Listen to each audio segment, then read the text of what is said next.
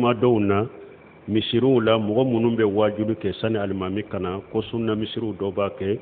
lesirita la dina la min ye sani alimami kana wajulu min be ke lesa bi masru don ke ba ko sariyate sheba tirela tunte tabino tirela tunte tabino tirela tunte do ba fure ko Abu Hurairah tumbe mo hakile jigi Sheikh Albani ko Abu Hurairah kasiru min fulani akoy ta sege folo yala sahara uba ma sahabu uba Abu Hurairah yake mun kama akon nonun te dilo nyoroye donc minye juma nye wajuli sunnate sariyate sunnate atunte salafu katabolola munum ba ke wulu ba ke de ko juma do de jama be nyogon soro misiri kono pour kam mo lakalu ka dina la ambe jamana mununa chaman kala lente minye kam mo lakalu ka dina la alimami de kapala shiyoye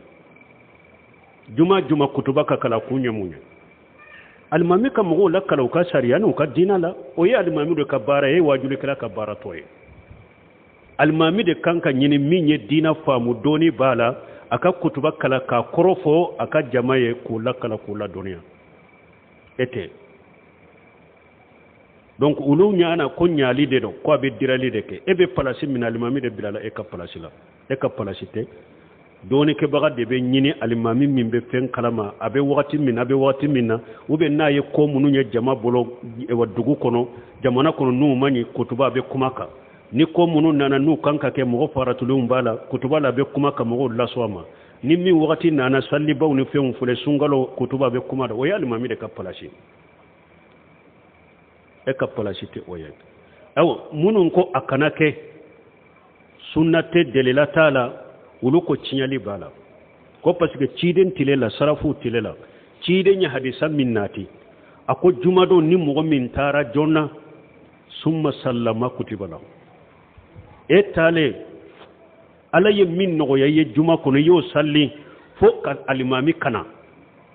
alimami nale fana be kutuba kala yi dade ima kuma kalimami to kutuba la ciden ko kata o juma fo juma ko nyogo ala bi ka junmu misewu ya fa katile saba faraka ako summa sallama kutiba lahu ciden tilela salafu tilela ni tara juma la ibe salli de fo alimami kana ube dowe qur'ana ta ka qur'ana kala fo alimami kana ube dobu ka jikiro fo alimami kana ube dobu ka dawla fo alimami kana ninde tumbe ciden ka misirila ni salafu ka misirila me ko ni wajulu kala jora ube wajulu kala sigira be wajula ibe nimbe cinya salli baga tese ka salli sori bori ba sugula ibe qur'ana kalam baga sugula ibe jikiro kala sugula ibe daw kala sugula ibe nimbe sugula ka barala e ka wajulu to awa e ka wajulu cinyani doye munye abeke sababu ye fana ibe mogo tilo fa sani alimami re ka kutuba kana parce que juma kunye de be kana alimami de kono ka concentré alimami nye abe min fo kalame mais ni ey eri kelenke bu waju uye miti bi sabake bu waju utilo fora kaba ni alimami nana hari no be kutuba min kala bareli tara tukuni parce que mogo tilo fara waju li law iye waju li yere nege bula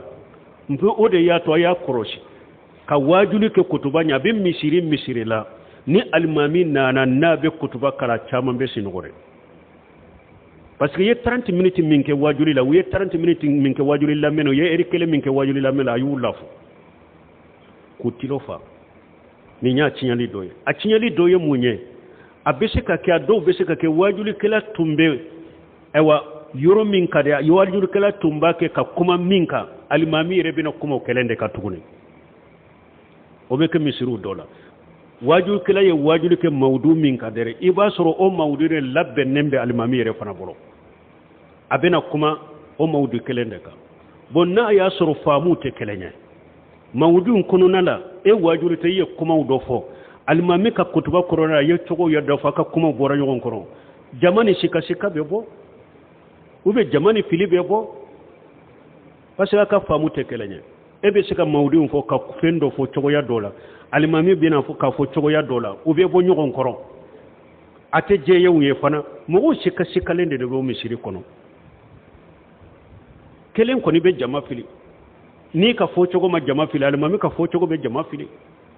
donc ewa ko munu fulene nye sunnate sariyawte utunte salafu ka misirula Sheikh Albani ye fatawa ke ninka ako bidiya de sunnate bidiya de nyame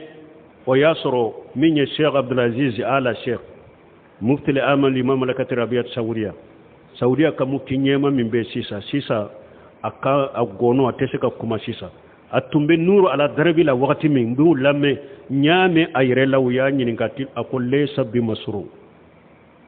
minye kutuba nye wajuli sariyate har ni mo minya agoshi internetu na ka nyini ube don ke ba ka kuma yire la sunnate bidade do lesritala e waccinya du de bala fana ha